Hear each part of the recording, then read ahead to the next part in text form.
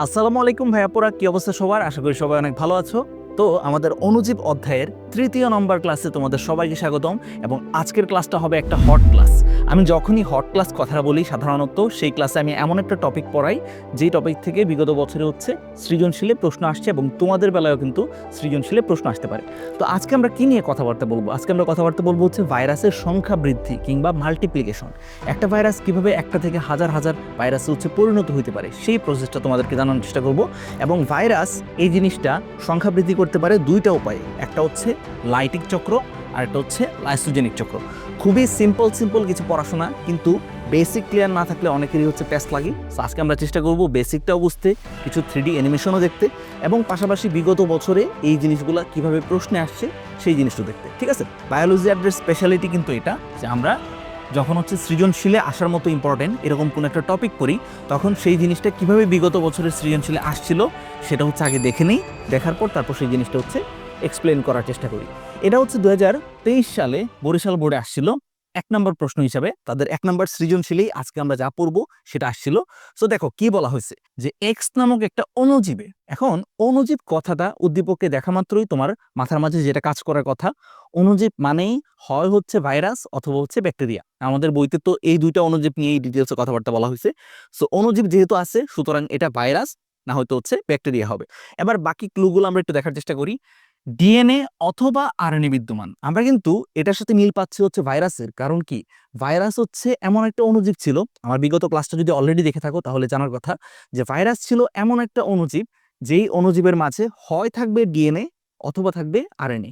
একই সাথে একই ভাইরাসে ডিএনএ এবং আরএনএ দুইটা কিন্তু উপস্থিত থাকতে পারে না, হয় থাকবে ডিএনএ অথবা থাকবে আরএনএ। সো এটা কিন্তু ভাইরাসের সাথে মিল পাইতেছে আমরা। এবং পাশাপাশি কি আছে, পাশাপাশি প্রোটিন বিদ্যমান। সো আমরা কিন্তু দেখেই বুঝতেছি যে উদ্দীপকের এক্স নামক যে অণুজীবটা, সেই অণুজীবটা আসলে কি, আসলে ভাইরাস, আসলে ভাইরাস। 3 ইডিয়টের ভাইরাসের কথা আমার মনে পড়তেছে, বাট এখানে আমাদের অ্যাকচুয়াল যে ভাইরাস সেই ভাইরাস সম্পর্কে বলা হয়েছে। আচ্ছা, এখন দেখো ওয়াই নামক আরেকটা অণুজীব আছে। সেই অণুজীবে ডিএনএ ও আরএনএ উভয়ই বিদ্যমান, এবং পাশাপাশি তারা দ্বিবিভাজন প্রক্রিয়ায় সংখ্যা বৃদ্ধি করে। দ্বিবিভাজন প্রক্রিয়ায় সাধারণত আমরা জানি ব্যাকটেরিয়া সংখ্যা বৃদ্ধি করে, ব্যাকটেরিয়া সংখ্যা বৃদ্ধি করে। ভাইয়া যখন এই চ্যাপ্টারের পরবর্তী অংশে তোমাদেরকে ব্যাকটেরিয়া পড়াবো, তখন দেখাবো যে ব্যাকটেরিয়ার প্রজননের অথবা সংখ্যা বৃদ্ধির প্রধান উপায় দ্বিবিভাজন প্রক্রিয়া। দ্বিবিভাজন প্রক্রিয়াতে সাধারণত ব্যাকটেরিয়া সংখ্যা বৃদ্ধি করে থাকে। তো আমরা কিন্তু বুঝে গেলাম যে ওয়াই নামক যে অণুজীবটা সেটা আসলে ব্যাকটেরিয়াকে বোঝানো হচ্ছে। এখন এই সৃজনশীলের গ নাম্বারে আমাদের কাছে যেটা জানতে চাইছি সেটা উদ্দীপকের এক্স অণুজীবের সংখ্যা বৃদ্ধির প্রক্রিয়া চিত্রসহ লেখো। উদ্দীপকের এক্স অণুজীবটা কি ছিল? ছিল ভাইরাস। সুতরাং এখানে আমাদের কাছে কি জানতে চাইছে? আমাদের কাছে জানতে চাইছে যে ভাইরাসের সংখ্যা বৃদ্ধির প্রক্রিয়া চিত্রসহ লেখো। ভাইরাস আমরা কিন্তু দেখলাম যে কয় উপায়ে বংশবৃদ্ধি করতে পারে বা সংখ্যা বৃদ্ধি করতে পারে। আনসার 2 উপায়ে, একটা লাইটিক চক্র এবং লাইসোজেনিক চক্র। সো এগুলো সম্পর্কে আমরা ডিটেলস পড়বো। পাশাপাশি আমরা কিন্তু বুঝে গেলাম যে এগুলা কিভাবে সৃজনশীলে আসে। এরপর এই প্রশ্নটা খেয়াল করো, রাজশাহী বোর্ডে 2025 সালে আসছে। রাজশাহী বোর্ডে 2025 সালে কি বলছে দেখো। এখানে উদ্দীপককে এই চিত্রটা দেখা মাত্রই আমরা কিন্তু বুঝতেছি এটা টি2 ব্যাকটেরিওফাজ। এটা টি2 ফাজ, টি2 ব্যাকটেরিওফাজের চিত্র। গত ক্লাসেই কিন্তু আমি দেখাইছি যে টি2 ব্যাকটেরিওফাজের চিত্রগুলো এরকম হয়। ঠিক আছে, ওরা সাধারণত ব্যাঙাচি ধরনের, ব্যাঙের বাচ্চা যেরকম ব্যাঙের বাচ্চার মতো দেখতে হয়। এবং পাশাপাশি এই জিনিসটা দেখে আমরা কিন্তু মোটামুটি ধারণা করতে পারতেছি যে এটা করোনা ভাইরাস। এটা করোনা ভাইরাস, কারণ কি তার চেহারাটা অনেকটা মুকুটের মতো। দেখো এই জায়গাগুলো কিন্তু মুকুটের মতো, এবং স্পাইক প্রোটিন টোটিন আছে। আচ্ছা দেখো, এখানে গ নাম্বারে আমাদের কাছে কি জানতে চেয়েছে। গ নাম্বারে বলতেছে এর পোষক বিধ্বংসী সংখ্যা বৃদ্ধির প্রক্রিয়াটির ধাপগুলো চিত্রের সাহায্যে দেখাও। এ মানে কি? এ মানে টি2 ব্যাকটেরিওফাজ। আমরা একটু পরে দেখবো টি2 ব্যাকটেরিওফাজ সে ইকোলাই নামক একটা ব্যাকটেরিয়াকে আক্রমণ করে সেখানে লাইটিক চক্র সম্পন্ন করে, লাইটিক চক্রের মাধ্যমে ব্যাকটেরিয়াকে সে বার্স্ট আউট করে একদম ধ্বংস করে দিয়ে সে বের হয়ে আসে। সো এখানে কিন্তু আসছে কি, এখানে কিন্তু স্পষ্টভাবে বলে দিচ্ছে লাইটিক সাইকেলের বর্ণনা। এখানে লাইসোজেনিক সাইকেলের বর্ণনা না দিলে হবে, দেওয়ার কোনো দরকার নাই, কারণ এখানে স্পষ্টভাবে বলছে যে বিধ্বংসী সংখ্যা বৃদ্ধির প্রক্রিয়া। বিধ্বংসী সংখ্যা বৃদ্ধির প্রক্রিয়া মানে লাইটিক সাইকেল। ঠিক আছে, আশা করি বুঝে গেছো যে কিভাবে সৃজনশীল ধরতে হবে। আরেকটা সৃজনশীল আমরা একটু দেখার চেষ্টা করি। এটা চট্টগ্রাম বোর্ডে 2025 সালে আসছে। সো এটা খেয়াল করে দেখো যে উদ্দীপকে কি বলছে। অণুজীব এক্স নামক অণুজীবটা অকোষীয়। অকোষীয় দেখা মাত্রই কি বুঝবা এটা হচ্ছে ভাইরাসের কথা বলছে।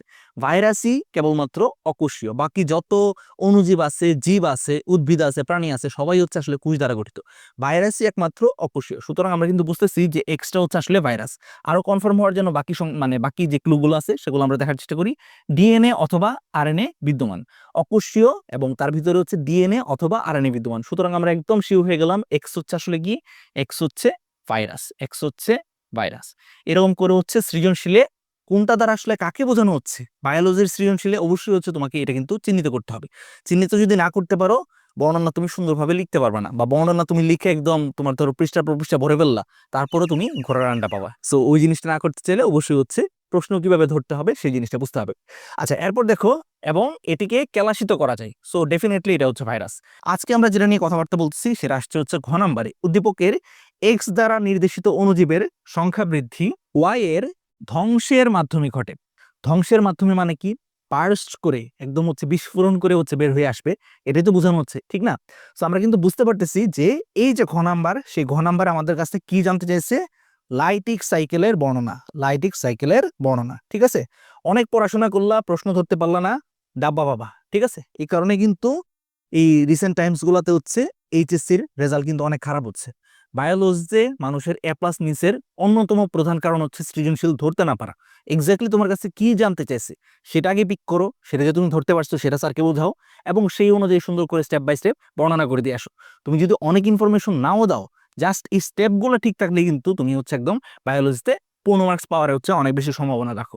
ঠিক আছে, সো আমরা কিন্তু এখন বুঝে গেলাম যে আমাদের আজকের যেই আলোচ্য বিষয় লাইটিক চক্র এবং লাইসোজেনিক চক্র, এগুলা কিন্তু বিগত বছরের প্রশ্নগুলোতে বারবার ঘুরে ফিরে আসছে। সুতরাং এগুলো হচ্ছে খুবই গুরুত্ব দিয়ে পড়তে হবে। সো দেখো, একটা ভাইরাস, বিশেষ করে এটা হচ্ছে টি2 ব্যাকটেরিওফাজ, এই যে সুন্দরী, সেই সুন্দরী সম্পর্কে কিন্তু আমরা গত ক্লাসে কথাবার্তা বলছিলাম। এই সুন্দরীর নাম কি ছিল? এই সুন্দরীর নাম ছিল টি2 ব্যাকটেরিওফাজ, টি2 ব্যাকটেরিওফাজ। আমরা একটু কথাটা ভাঙার চেষ্টা করি, আমরা একটু কথাটা ভাঙ্গার চেষ্টা করি, তার নামটা একটু বিশ্লেষণ করি, দেখবো যে অনেক কিছু ক্লিয়ার হয়ে যাচ্ছে। তাকে বলা হচ্ছে ফাজ ভাইরাস। ফাজ ভাইরাস মানে কি? ফাজ কথাটা আসছে বায়োলজিতে পেগি থেকে, পেগি থেকে। পেগি মানে কি? পেগি মানে হচ্ছে খাদক, পেগি মানে হচ্ছে খাদক, খাওয়া দাওয়া যে করে তাকে বলা হয় খাদক। সে কি খাবে? সে খাবে হচ্ছে ব্যাকটেরিয়াকে, সে খাবে হচ্ছে ব্যাকটেরিয়াকে। এই কারণে তার নাম হচ্ছে ব্যাকটেরিওফাজ, তার নাম হচ্ছে কি? ব্যাকটেরিওফাজ। এবং সে হচ্ছে টি2 টাইপের ব্যাকটেরিওফাজ। আরো অনেক ধরনের ব্যাকটেরিওফাজ আছে, যেমন টি4, টি6। ঠিক আছে, স্পেশালি আমাদের বইতে যেটা নিয়ে আলোচনা করা হয়েছে সেটা হচ্ছে টি2 ব্যাকটেরিওফাজ। এখন টি2 ব্যাকটেরিওফাজের গঠনটা ভালো করে হচ্ছে খেয়াল করো। তার গঠনটা ভালো করে খেয়াল করলে দেখবা যে দুইটা এলাকা আছে, একটা হচ্ছে তার মাথা আর একটা হচ্ছে লেজ। সো মাথা এবং লেজ যেহেতু ব্যাঙের বাচ্চাতেও পাওয়া যায়, মানে ব্যাঙাচিতেও পাওয়া যায়, সে কারণে আমরা কিন্তু বলতেছিলাম যে টি2 ব্যাকটেরিওফাজের এই যে গঠনটা, সেটা হচ্ছে অনেকটা ব্যাঙাচি কিংবা টেটপোলের মতো, ব্যাঙাচি কিংবা টেটপোলের মতো। ঠিক আছে, সো এটা কিন্তু এমসিকিউ তো আসতে পারে যে নিচের কোন ভাইরাসটির আকৃতি ব্যাঙাচি কিংবা টেটপোলের মতো? আনসার হচ্ছে টি2 ব্যাকটেরিওফাজ বা টি4 অথবা টি6, যেটা অপশনে থাকবে সেটা। আচ্ছা, এখন দেখো তার গঠনটা মেইনলি হচ্ছে, আমরা যদি একটু বিশ্লেষণ করি তাহলে আমরা পাবো তার মাথাতে থাকে তার নিউক্লিক অ্যাসিড। সেই নিউক্লিক অ্যাসিড কি? ডিএনএ। এই কারণেই টি2 ব্যাকটেরিওফাজ কিন্তু ডিএনএ ভাইরাস, ডিএনএ ভাইরাস। ঠিক আছে, সো আমরা মনে রাখবো তার মাথাতে থাকতেছে ডিএনএ, এবং তার দেহের বাকি যত এলাকা আছে, ঠিক আছে, ধরো এই মাঝখানের যে অংশটা বা নিচের দিকের এই যে বেস প্লেট বা হচ্ছে স্পাইক, সবগুলোই কিন্তু আসলে কি দ্বারা নির্মিত? প্রোটিন দ্বারা নির্মিত, সবগুলোই হচ্ছে তার প্রোটিন দ্বারা নির্মিত। তো আমরা কিন্তু বুঝতে পারতেছি যে রাসায়নিকভাবে আমরা যদি চিন্তা করি যে কেমিক্যালি তার দেহের মাঝে কয়টা জিনিস থাকে? দুইটা জিনিস, একটা হচ্ছে প্রোটিন এবং নিউক্লিক অ্যাসিড। ঠিক আছে, সো এই দুইটা বাদে টি2 ব্যাকটেরিওফাজের দেহের মাঝে কিন্তু অন্য কোনো ধরনের কোষীয় অঙ্গাণু, স্পেশালি রাইবোজোম বা হচ্ছে মাইটোকন্ড্রিয়া, এই টাইপের কোনো ধরনের অঙ্গাণু কিন্তু তার ভিতরে পাওয়া যায় না। ঠিক আছে, সো যেহেতু তার ভিতরে রাইবোজোম নাই, রাইবোজোম ছিল হচ্ছে প্রোটিন তৈরির ফ্যাক্টরি, সুতরাং সে নিজের জন্য নিজে প্রোটিন তৈরি করতে পারবে না।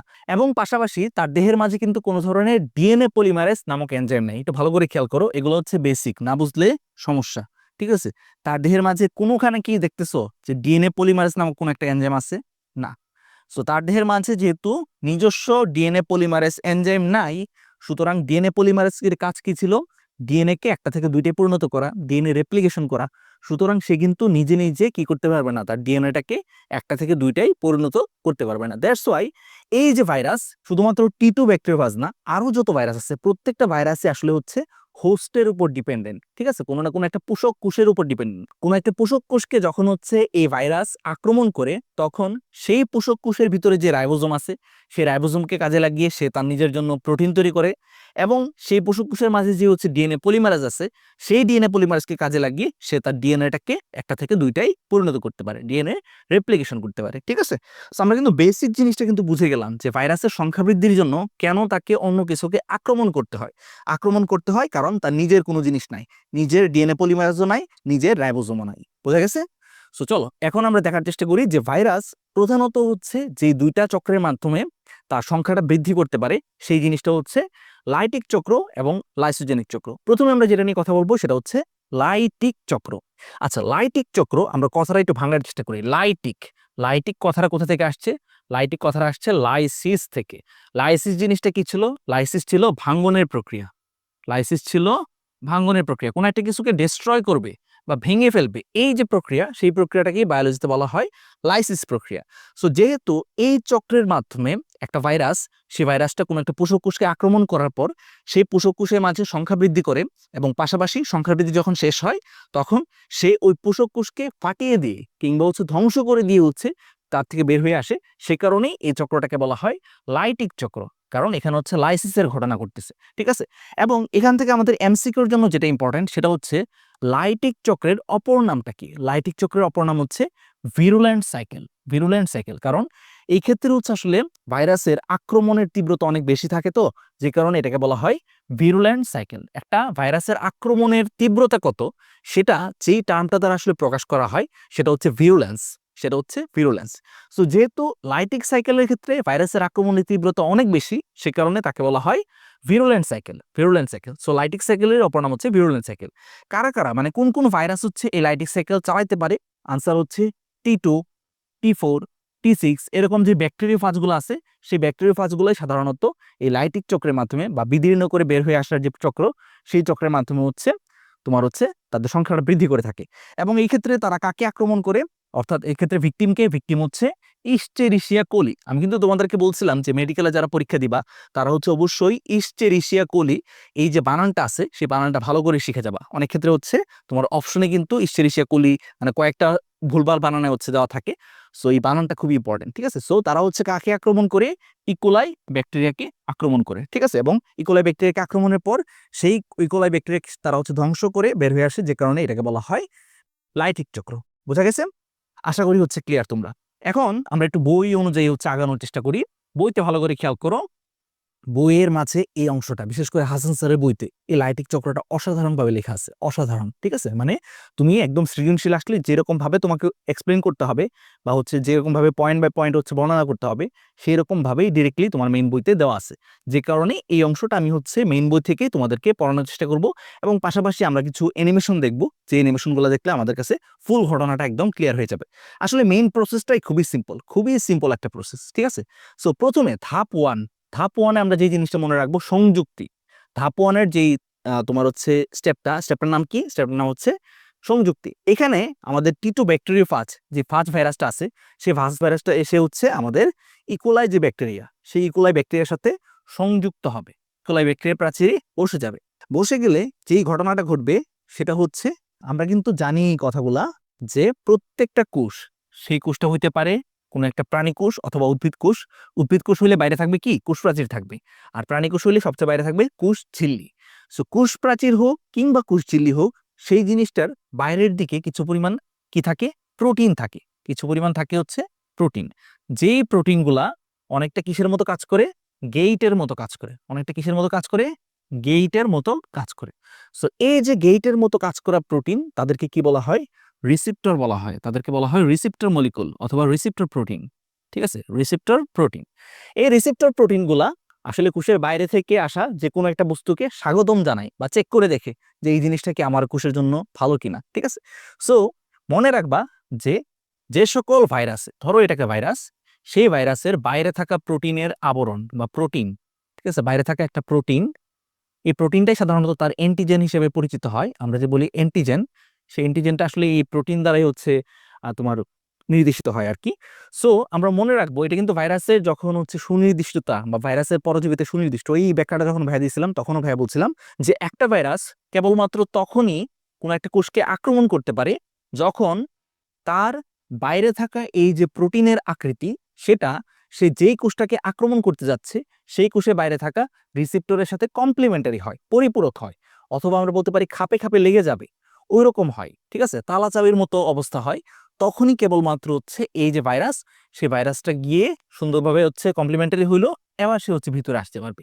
কিন্তু যদি কোনো কারণে হচ্ছে এই ভাইরাসের যে প্রোটিনের আকৃতি এবং সে যেই কোষকে আক্রমণ করতে যাচ্ছে সেই কোষের বাইরে থাকা রিসেপ্টরের আকৃতি, রিসেপ্টরের আকৃতি ধরো এরকম, রিসেপ্টরের আকৃতি ধরো এরকম, তখন কিন্তু হচ্ছে এই জিনিসটা আর এই জিনিসটা ম্যাচ করবে না, পরিপূরক হবে না। তখন কিন্তু কোনো অবস্থাতে এই ভাইরাস এই কোষকে আক্রমণ করতে পারবে না। ঠিক আছে, এই কোষকে কিন্তু সে আক্রমণ করতে পারবে না। বুঝা গেছে? সো দেখা যায় যে আমাদের যে টি টু ব্যাকটেরিওফাজ, টি টু ব্যাকটেরিওফাজ যেটা আছে, সেই ব্যাকটেরিওফাজের এই যে এখানের যে স্পাইক প্রোটিন, ঠিক আছে, এখানে যে স্পাইক প্রোটিন, সেই স্পাইক প্রোটিনের সাথে আমরা একটু দেখাই যে এটা হচ্ছে ধরো এখন টি টু ব্যাকটেরিওফাজ। ঠিক আছে, এটা হচ্ছে আমাদের খলনায়ক, যে খলনায়ক হচ্ছে ডনের মতো এই কোষটাকে বিদীর্ণ করে হচ্ছে বাইরে বের হয়ে আসবে। ঠিক আছে, ধরো কথার কথা এটা হচ্ছে আমাদের T two bacteriophage. So T two ব্যাকটেরিওফাজের এখানে যে স্পাইক প্রোটিন থাকে, ঠিক আছে, এখানে যে স্পাইক প্রোটিনগুলো থাকে, সেই স্পাইক প্রোটিনের আকৃতি, সেই স্পাইক প্রোটিনের আকৃতি দেখা যায় যে ইকোলাই ব্যাকটেরিয়ার এখানের যে হচ্ছে রিসেপ্টর যে প্রোটিন থাকে, রিসেপ্টর যে প্রোটিন থাকে, রিসেপ্টর প্রোটিনের সাথে কমপ্লিমেন্টারি হয়, রিসেপ্টর প্রোটিনের সাথে কমপ্লিমেন্টারি হয়। রিসেপ্টর প্রোটিনের সাথে কমপ্লিমেন্টারি হইলে বুঝতে পারতেছো তখন এই ভাইরাসটা এই কোষটাকে আক্রমণ করতে পারে। সো আমাদের এক নম্বর স্টেপ হচ্ছে এই সংযুক্তি হওয়া, এই সংযুক্তি হওয়া। ঠিক আছে, বইয়ের মাঝে অনেক কঠিন করে এটা লেখা আছে, আমরা মেইন কথাটা কিন্তু বুঝাই ফেলছি তোমাদেরকে, আশা করি হচ্ছে এখন ক্লিয়ার হয়ে গেছো, বই পড়তে গেলে এখন একদম ইজি লাগবে। দেখো, এক নম্বর কথা হচ্ছে আমরা যেটা মনে রাখবো যে ইকোলাই ব্যাকটেরিয়ামের কোষ প্রাচীরে এই ফাজ প্রোটিনের জন্য রিসেপ্টর সাইট থাকে। বুঝতে পারতেছো, এমন একটা গেট থাকে যেই গেটটার আকৃতি ফাজের বা টি টু ব্যাকটেরিওফাজের যে প্রোটিন, সেই প্রোটিনের সাথে কমপ্লিমেন্টারি, প্রোটিনের সাথে কমপ্লিমেন্টারি, কমপ্লিমেন্টারি হইলেই তো সে কি করতে পারবে, এই কোষটাকে আক্রমণ করতে পারবে বা ইকোলাইকে আক্রমণ করতে পারবে। তাই ইকোলাই ব্যাকটেরিয়ার এই রিসেপ্টর সাইটের সাথে ফাজের যে প্রোটিন আছে, ফাজের যেই স্পর্শকতন্ত্র যে প্রোটিন আছে, এটা হচ্ছে রাসায়নিক ক্রিয়ার মাধ্যমে সংযুক্ত হয়ে যায়, রাসায়নিক ক্রিয়ার মাধ্যমে সংযুক্ত হয়ে যায় এবং এর মাধ্যমেই হচ্ছে আক্রমণের সূচনা হয়, এর মাধ্যমে হচ্ছে অ্যাটাকের সূচনা হয়। ঠিক আছে, অ্যাটাকের সূচনা কিন্তু এর মাধ্যমে হয়। বাকি যে অংশটা, সেই অংশটা হচ্ছে আগে আমরা একটা অ্যানিমেশন দেখে নিই, অ্যানিমেশন দেখে তারপর বোঝাচ্ছি, তাহলে দেখবে একদম ইজি হয়ে গেছে, মেইন প্রসেসটা একদমই আসলে সহজ। এই যে খেয়াল করো, এটা হচ্ছে আমাদের T4 ব্যাকটেরিওফাজ। আমরা T2 ব্যাকটেরিওফাজ নিয়ে কথাবার্তা বলতেছি, বাট T2 T4 এগুলার মেকানিজম আসলে সেমই। সো এই যে T4 ব্যাকটেরিওফাজ, এই ব্যাকটেরিওফাজ ভাইরাসটা সর্বপ্রথম ইকোলাই ব্যাকটেরিয়ার সাথে সংযুক্ত হয়েছে, ইকোলাই ব্যাকটেরিয়ার কোষপ্রাচীরে সংযুক্ত হয়েছে। কোষপ্রাচীরে সংযুক্ত হওয়ার পর তাদের এই যে প্রোটিন এবং হচ্ছে এখানের যে হচ্ছে রিসেপ্টর, এদের মাঝে ইন্টারাকশন হয়। ইন্টারাকশন হওয়ার পর দেখো এই যে ফাজ ভাইরাস, সেই ফাজ ভাইরাসটা হচ্ছে তার ডিএনএটাকে, তার মাথায় থাকা এই যে ডিএনএ, সেই ডিএনএটাকে জোর করে বা শক্তি প্রয়োগ করে হচ্ছে পাঠায় দেয় আমাদের ইকোলাই ব্যাকটেরিয়ার ভিতরে। তার পুরো বডিটা কিন্তু ইকোলাই ব্যাকটেরিয়ার ভিতরে প্রবেশ করে না, জাস্ট তার মাথায় থাকা ডিএনএটা হচ্ছে ভিতরে প্রবেশ করে যায়। এই যে ভালো করে খেয়াল করো, তার মাথার ভিতরে আমরা যাচ্ছি, মাথার ভিতরে দেখো তার যে হচ্ছে ডিএনএ আছে, সেই ডিএনএটা দেখা যায় যে হচ্ছে তার দেহ থেকে কোথায় প্রবেশ করে, তার দেহ থেকে প্রবেশ করে হচ্ছে ব্যাকটেরিয়ার ভিতরে, ব্যাকটেরিয়ার ভিতরে প্রবেশ করে। ব্যাকটেরিয়ার ভিতরে প্রবেশ করার পর এই যে ডিএনএটা, সেটা কার ডিএনএ, এটা হচ্ছে ভাইরাসের ডিএনএ বা ভাইরাল ডিএনএ আমরা বলতে পারি। সেই ভাইরাল ডিএনএটা এখানে ভিতরে গিয়ে হচ্ছে প্রচুর পরিমাণে ভাইরাল প্রোটিন তৈরি করে। সেই ভাইরাল প্রোটিনগুলো একসাথে যুক্ত হয়ে ভাইরাস গঠন করে এবং সেই ভাইরাসগুলো দেখো ইকোলাই ব্যাকটেরিয়া প্রাচীরকে বিদীর্ণ করে হচ্ছে বাইরে বের হয়ে আসলো। এটাই হচ্ছে মেইন মেকানিজম, এটাই হচ্ছে মেইন মেকানিজম। ডিএনএটাকে ভিতরে প্রবেশ করে দেওয়ার পর এটা ধরো হচ্ছে আমাদের ফার্স্ট ডিএনএ, ঠিক আছে, এটা হচ্ছে ফার্স্ট ডিএনএ মানে T2 ব্যাকটেরিয়া ফাজের ডিএনএ, যে কারণে আমি লাল কালার দিয়ে আঁকছি। ভাইরাসের ডিএনএ ভয়াবহ একটা জিনিস, তো আমরা লাল কালার দিয়ে আঁকি। এই যে ভাইরাসের ডিএনএ, ঠিক আছে, মেইন মেকানিজমটা বুঝে যাও, বইয়ের মাঝে সুন্দর করে সবকিছু লিখাই আছে, সো তোমার কোনো কষ্ট হবে না। ভাইরাসের এই ডিএনএটা চাচ্ছে এমন কিছু প্রোটিন তৈরি করতে, যেই প্রোটিনগুলো গিয়ে ব্যাকটেরিয়ার ডিএনএকে একদম কেটে করে শেষ করে দিবে।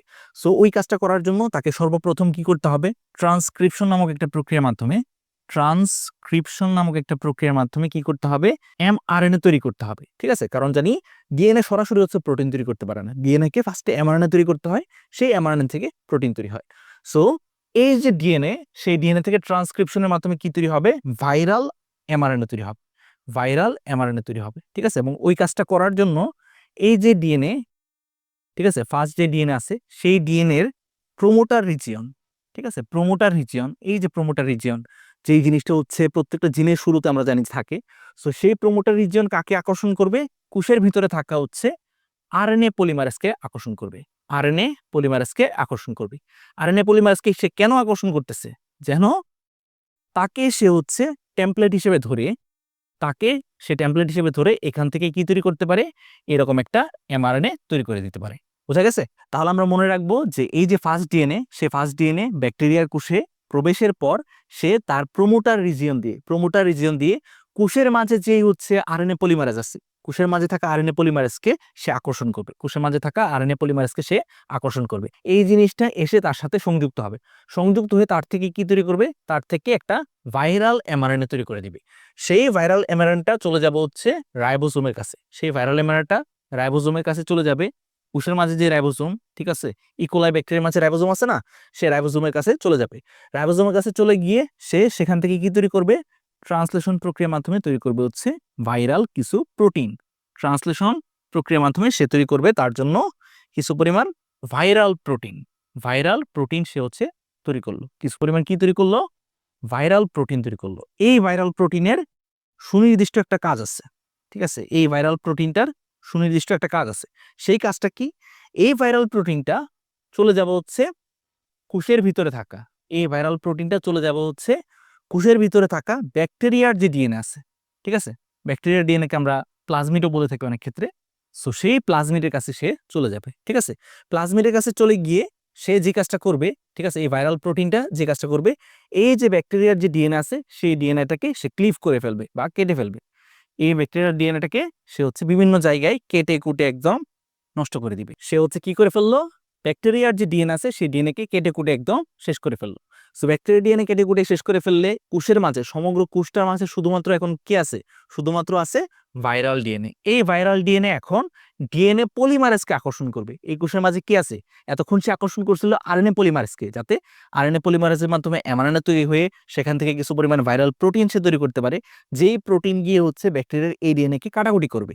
এখন তার তো কোনো প্রতিদ্বন্দ্বী নাই, এখন সে তার নিজের সংখ্যাটাকে বৃদ্ধি করবে, এখন সে তার নিজের সংখ্যাটাকে বৃদ্ধি করবে।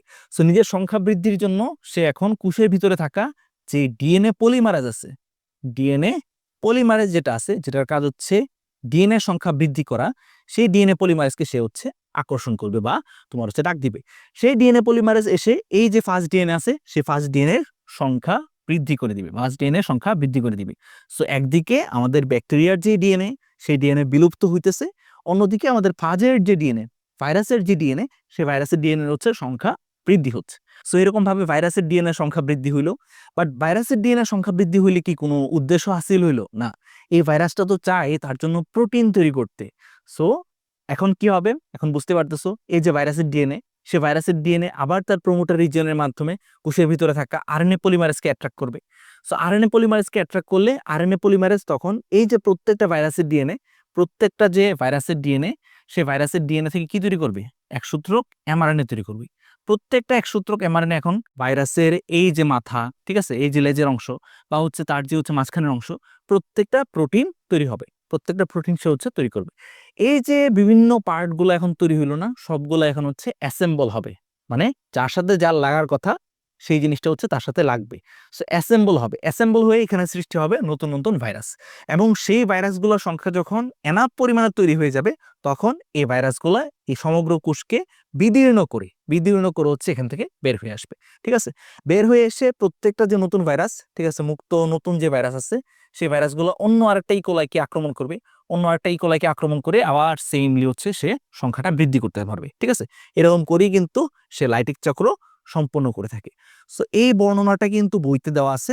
এখন যখন তুমি মেইন জিনিসটা পড়তে যাবা, তোমার কাছে কিন্তু অনেকটা ইজি লাগবে, অনেকটা ইজি লাগার কথা ইনশাল্লাহ, কারণ ভাই একদম সহজে তোমরা অলরেডি কোষের গঠনে যে বেসিক পড়ে আসছো, ঠিক আছে, যে একটা কোষ সেই কোষের ভিতরে থাকে ডিএনএ। সেই ডিএনএ কিভাবে সংখ্যা বৃদ্ধি করে? ডিএনএ থেকে ডিএনএ তৈরির জন্য লাগে ডিএনএ পলিমারেজ। অন্যদিকে ডিএনএ সে বৈশিষ্ট্য প্রকাশের স্বার্থে বা প্রোটিন তৈরির স্বার্থে ফার্স্টে তাকে আরএনএ পলিমারেজের সহায়তায় এমআরএনএ তৈরি করতে হয়। সেই এমআরএনএ থেকে তৈরি হইতে হয় হচ্ছে প্রোটিন, ঠিক আছে, ট্রান্সলেশন প্রক্রিয়ার মাধ্যমে। সো এই জিনিসগুলো কিন্তু আমরা কোষের গঠন প্রথম যে চ্যাপ্টার, সেই চ্যাপ্টারে জাস্ট কয়েকদিন আগে পড়ে আসছি। যে কারণে ভাইয়া হচ্ছে এখন যখন অণুজীব তোমাদেরকে পড়াচ্ছি, তোমাদের কিন্তু রিলেট করতে পারার কথা, তোমাদের কিন্তু ইজিলি হচ্ছে এই জিনিসটা ক্যাচ করতে পারার কথা।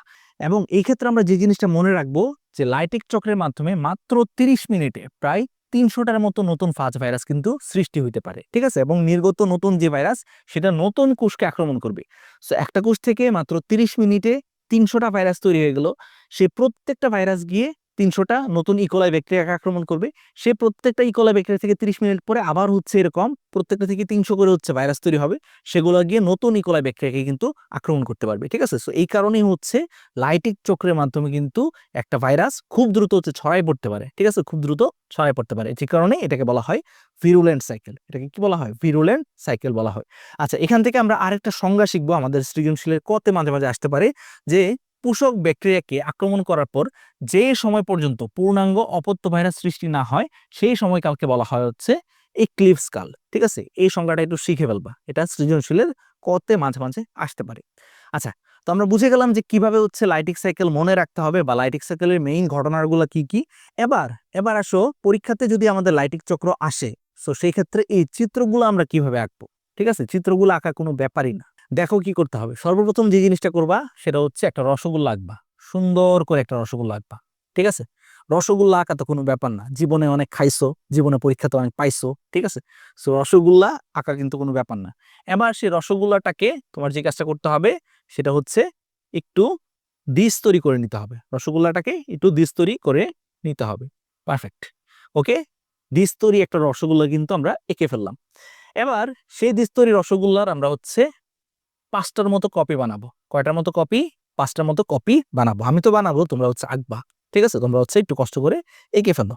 সো আমরা 5টার মতো কপি বানাই ফেলি, চলো, কোনো ব্যাপারই না এটা। এখানে প্রত্যেকটা থেকে প্রত্যেকটা চেষ্টা করবো একটু সমান দূরত্ব বজায় রাখতে, ঠিক আছে। নিরাপদ দূরত্ব বজায় রাখতে হবে, কারণ ভাইরাস নিয়ে আমরা খেলাধুলা করতেছি। সো একটু নিরাপদ দূরত্ব আমরা বজায় রাখবো যেন চিত্রগুলো দেখতে একটু সুন্দর লাগে, ঠিক আছে। আমাদের টোটাল কয়টা হবে? টোটাল এরকম ব্যাকটেরিয়ার চিত্র হবে 6টা। ব্যাকটেরিয়ার চিত্র হবে 6টা। সো আমরা 6টা চিত্র কিন্তু এঁকে ফেললাম। এঁকে ফেলার পর তারপর আমাদের যে কাজটা করতে হবে, যে সর্বশেষ যেই চিত্র, সর্বশেষ যে ব্যাকটেরিয়ার চিত্র, সেই চিত্রে এই অংশটা আমরা মুছে দিব। কি দিয়ে মুছে দিব? রাবার দিয়ে মুছে দিব। কারণ কি, লাস্ট যে ধাপ, সেই ধাপে আমরা কিন্তু দেখছি যে ভাইরাস জিনিসটা ব্যাকটেরিয়ার যে প্রাচীর, সেই প্রাচীরকে বিদীর্ণ করে বের হয়ে আসে। সো বের হয়ে আসার জন্য আমাদের জায়গায় রাখতে হবে, ঠিক আছে। এই কয়েকটা জিনিস আঁকা কি কোনো ব্যাপার?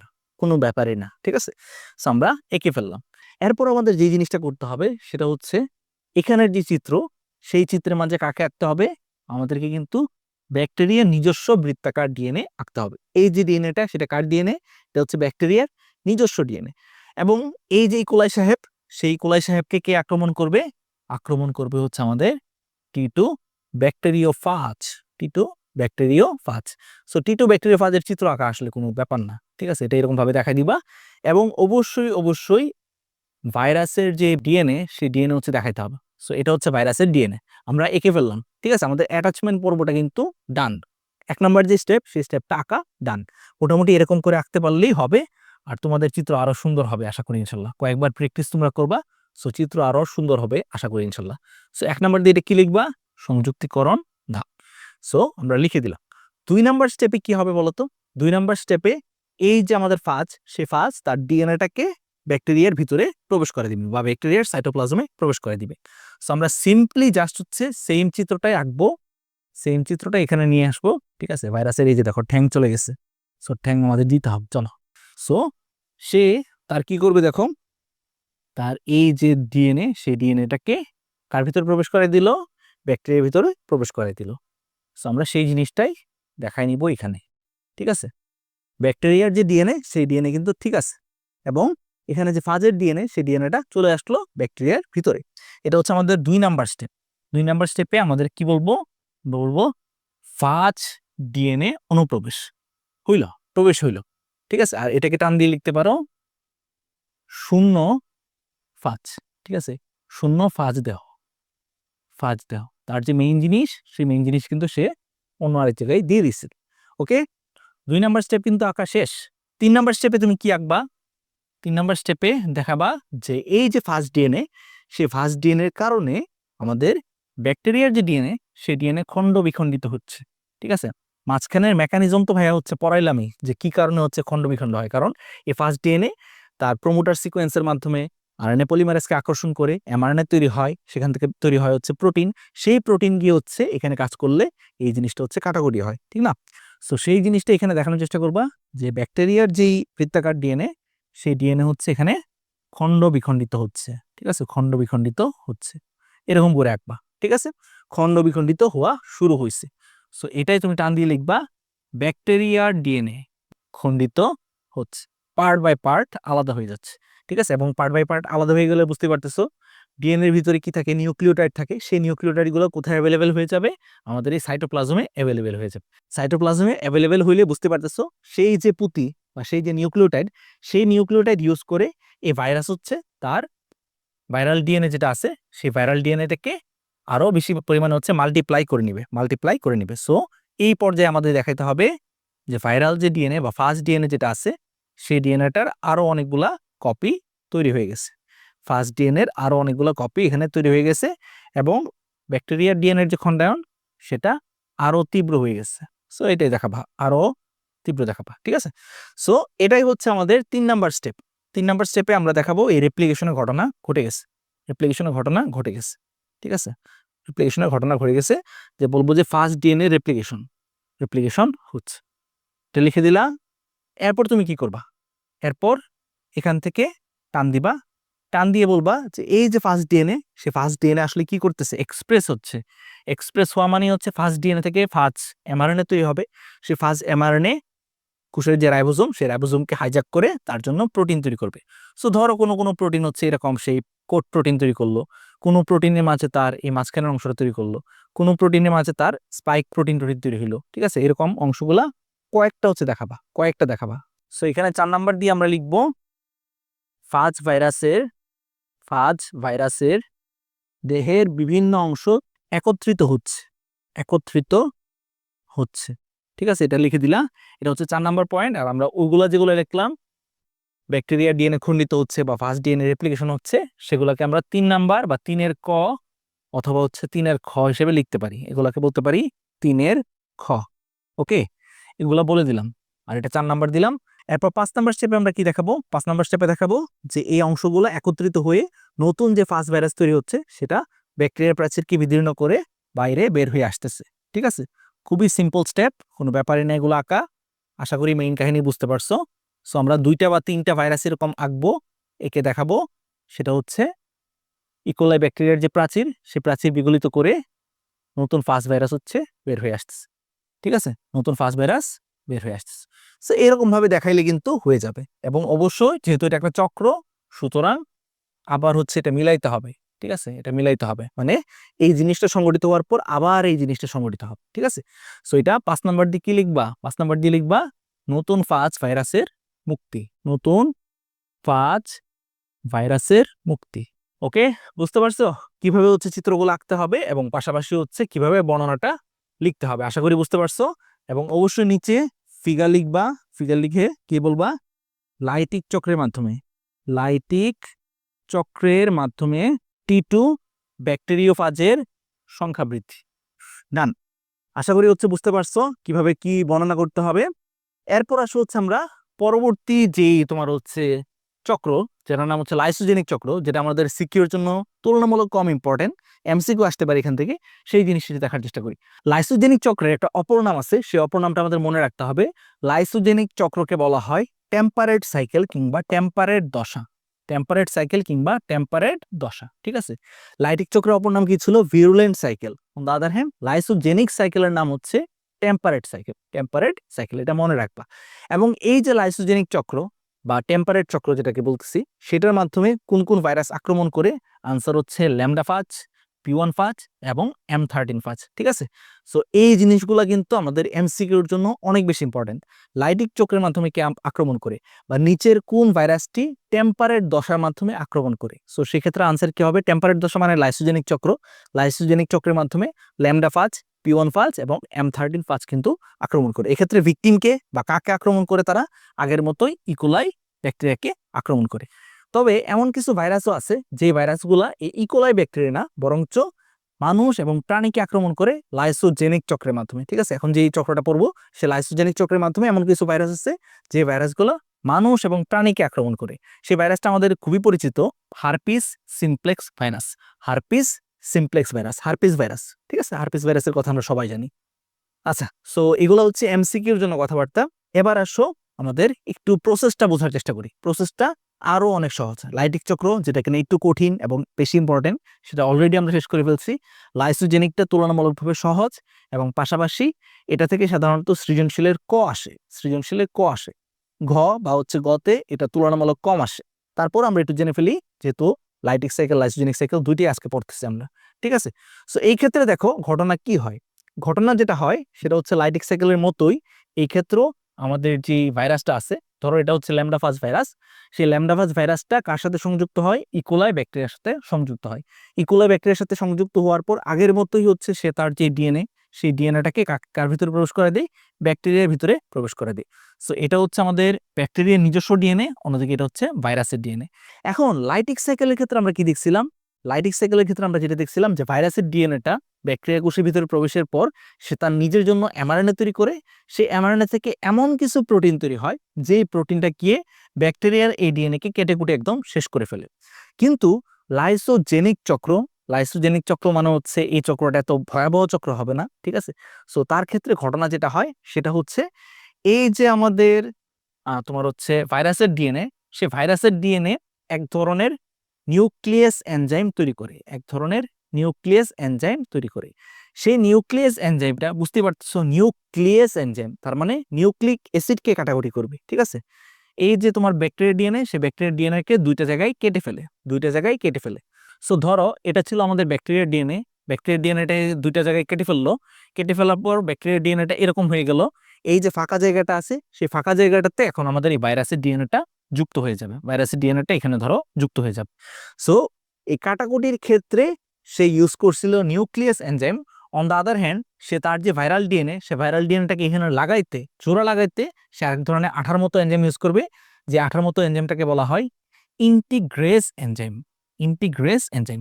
সো প্রশ্ন যদি একটু কঠিন করে, তখন সেই ক্ষেত্রে কিন্তু এরকমটা বলতে পারে যে ইন্টিগ্রেস এনজাইমটা কোন ধরনের তোমার হচ্ছে ভাইরাল মাল্টিপ্লিকেশনের ক্ষেত্রে ইউজ হয়। আমরা মনে রাখবো যে ইন্টিগ্রেস যে এনজাইমটা, এই এনজাইমটার কাজ হচ্ছে ইন্টিগ্রেট করা বা সংযুক্ত করা। ইন্টিগ্রেশন কিন্তু আমরা জানি, ইন্টিগ্রেশন মানে কি? যোগজীকরণ, যোগ করা।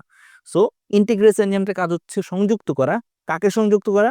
ভাইরাসের ডিএনএটা যেটা আছে সেটাকে ব্যাকটেরিয়ার ডিএনএর সাথে সংযুক্ত করা। সো এই সংযুক্তিকরণের কাজটা হয় হচ্ছে লাইসোজেনিক সাইকেলে, লাইসোজেনিক সাইকেলে সংযুক্ত হইল। সংযুক্ত হওয়ার পর এখানে যেটা তৈরি হইল, এখানে ব্যাকটেরিয়ার ডিএনএও আছে, ভাইরাসের ডিএনএও আছে। ব্যাকটেরিয়ার ডিএনএও আছে, এই যে দেখো ব্যাকটেরিয়ার ডিএনএ, এটা হচ্ছে ভাইরাসের ডিএনএ। সো এদের দুজনকে একসাথে তখন বলা হবে প্রোফাজ। এদের দুজনকে একসাথে বলা হবে প্রোফাজ। এদেরকে কি বলা হবে? প্রোফাজ বলা হবে। সো এই প্রোফাজের সংজ্ঞাটা হচ্ছে আমাদের সৃজনশীলের ক এর জন্য ইম্পর্টেন্ট। আমরা মনে রাখবো কি? ব্যাকটেরিয়ার ডিএনএর সঙ্গে সংযুক্ত ফাজ ভাইরাসের ডিএনএটাকে বলা হয় প্রোফাজ। ব্যাকটেরিয়ার ডিএনএর সাথে সংযুক্ত, ধরো এটা হচ্ছে ব্যাকটেরিয়ার ডিএনএ ছিল, আর এর সাথে সংযুক্ত হয়েছে ভাইরাসের ডিএনএ। সো এটাকে বলা হবে প্রোফাজ। এটাকে কি বলা হবে? প্রোফাজ বলা হবে। সো প্রোফাজ কাকে বলে? এটা কিন্তু সৃজনশীলের কতে আসতে পারে, ঠিক আছে। যেখান থেকে ক আসবে, যেখান থেকে গ আসবে, খ আসবে, সবকিছু কিন্তু ভাইয়া বলে দিচ্ছে। সো এরপর দেখো এই যে প্রোফাজ, সেই প্রোফাজটা কার ভিতরে থাকলো? ব্যাকটেরিয়ার ভিতরে থাকলো। এবার এই ব্যাকটেরিয়াটা যখনই হচ্ছে বিভাজিত হবে, একটা ব্যাকটেরিয়া থেকে দুইটা ব্যাকটেরিয়া পরিণত হবে। সো একটা ব্যাকটেরিয়া থেকে দুইটা ব্যাকটেরিয়া পরিণত হতে হলে ব্যাকটেরিয়ার যে ডিএনএ আছে সেই ডিএনএটাকে মাল্টিপ্লাই করতে হবে। সো ব্যাকটেরিয়ার ডিএনএ যতবার মাল্টিপ্লাই হচ্ছে, একটা থেকে দুইটা ডিএনএতে পরিণত হচ্ছে। ব্যাকটেরিয়ার ডিএনএর সাথে সাথে আমাদের যে ভাইরাসের ডিএনএ, সেই ভাইরাসের ডিএনএটাও কিন্তু সাথে সাথে হচ্ছে মাল্টিপ্লাই হচ্ছে, ঠিক আছে। এরকম ভাবে যতবার হচ্ছে ব্যাকটেরিয়াটা কোষ বিভাজন করবে, তার সাথে সাথে হচ্ছে আমাদের যে ভাইরাসের ডিএনএ, সে ভাইরাসের ডিএনএটাও সংখ্যা বৃদ্ধি হবে। সংখ্যা বৃদ্ধি হইতে হইতে কোনো একটা সময় আসতে পারে যখন আমাদের এই যে তোমার প্রোফাজ আছে, ঠিক আছে, প্রোফাজের মাঝে কি আছে, এটা হচ্ছে ভাইরাসের ডিএনএ, এটা হচ্ছে ব্যাকটেরিয়ার ডিএনএ। এখান থেকে আমাদের এই ভাইরাসের ডিএনএটা আলাদা হয়ে যেতে পারে, তো এখানে থাকলো হচ্ছে কি, এখানে থাকলো ব্যাকটেরিয়ার ডিএনএ, এটা হচ্ছে মুক্ত ভাইরাসের ডিএনএ। এই মুক্ত ভাইরাসের ডিএনএটা এবার তার জন্য হচ্ছে এমন কিছু প্রোটিন তৈরি করতে পারে, সেই প্রোটিনটা গিয়ে হচ্ছে ব্যাকটেরিয়ার এডিএনএ কে কেটে কুটে বাদ দিতে পারে। বাদ দেওয়ার পর বুঝতে পারতেছো সমগ্র কোষের কন্ট্রোল নিয়ে নিবে এই যে আমাদের তোমার ভাইরাসের ডিএনএটা আছে সেই ডিএনএটা, এবং পরবর্তীতে হচ্ছে লাইটিক চক্র সম্পন্ন করার মাধ্যমে এই কোষকে ভেঙে বা বিদীর্ণ করে এই যে ভাইরাসগুলো আছে সেই ভাইরাসগুলো বের হয়ে আসতে পারে। ঠিক আছে, সো লাইসোজেনিক চক্রটা আমরা কিন্তু দেখতেছি যে টেম্পোরারিলি, সাময়িকভাবে হচ্ছে আমরা দেখতেছি যে এই চক্রটা তেমন কোনো ভয়াবহ চক্র না। লাইসোজেনিক চক্রটা কিন্তু আসলে শেষ পর্যন্ত লাইটিক চক্রতেই তোমার হচ্ছে রূপ নেয়। ঠিক আছে, লাইটিক চক্রতেই রূপ নেয়। সো এই হচ্ছে মোটামুটি কথাবার্তা। আশা করি হচ্ছে এই অংশগুলো যখনই হচ্ছে পড়বা, এরপর বই থেকে পড়লে একদম ক্লিয়ার হয়ে যাবা। লাইটিক চক্র এবং লাইসোজেনিক চক্রের মাঝে এই যে পার্থক্যটা আছে, সেই পার্থক্যটাও নিজে নিজে একটু পড়ে ফেললো। এটাও হচ্ছে সৃজনশীলের খতে আসতে পারে অথবা ঘ নাম্বারে আসতে পারে। ঠিক আছে, খতে আসবে অথবা হচ্ছে ঘ নাম্বারে। ঠিক আছে, সো এই অংশগুলো একটু দেখে ফেললো, তাহলে কিন্তু মোটামুটি হয়ে যাবে। এখান থেকে যে কোনো ধরনের হচ্ছে সৃজনশীল আসলে আশা করি তুমি ইনশাল্লাহ পারবা। ঠিক আছে, যেরকম ভাবে ভাইয়া একদম স্টেপ বাই স্টেপ বেসিক সহকারে বুঝিয়ে তোমাদেরকে বলছি, চিত্র আঁকা শিখাইলাম এবং পাশাপাশি 3D অ্যানিমেশন দেখাইলাম, এখন তোমার ইনশাল্লাহ মনে থাকবে। সো মোটামুটি এই ছিল আমাদের আজকের ক্লাস। আশা করি আজকের ক্লাসটা খুবই এনজয় করছো। আমি চেষ্টা করছি একদম সহজ করে তোমাদেরকে বুঝাইতে। সো এরকম ভাবে বায়োলজির প্রত্যেকটা চ্যাপ্টারের প্রত্যেকটা টপিক যদি আমার কাছে পড়ে তুমি বসতে চাও, সেই ক্ষেত্রে যুক্ত হতে পারো আমাদের HSC 27-এর সাইকেলগুলোতে। এই সাইকেলগুলোতে ভর্তি হতে গেলে যে জিনিসটা করতে হবে, এই ভিডিও ফার্স্ট কমেন্ট চেক করো। ফার্স্ট কমেন্টে হচ্ছে আমাদের কোর্সের যাবতীয় লিঙ্ক টিঙ্ক যা আছে সবকিছু হচ্ছে দেওয়া আছে, সেখান থেকে ভর্তি হয়ে যাও। অথবা যদি হচ্ছে ওয়েবসাইট থেকে ভর্তি হতে গেলে কোনো সমস্যা হয়, সেক্ষেত্রে আমাদের হোয়াটসঅ্যাপে হচ্ছে নক করো 01635157417। এই নাম্বারে হোয়াটসঅ্যাপ করলে ভাইয়াই তোমার সাথে সরাসরি কথা বলবো।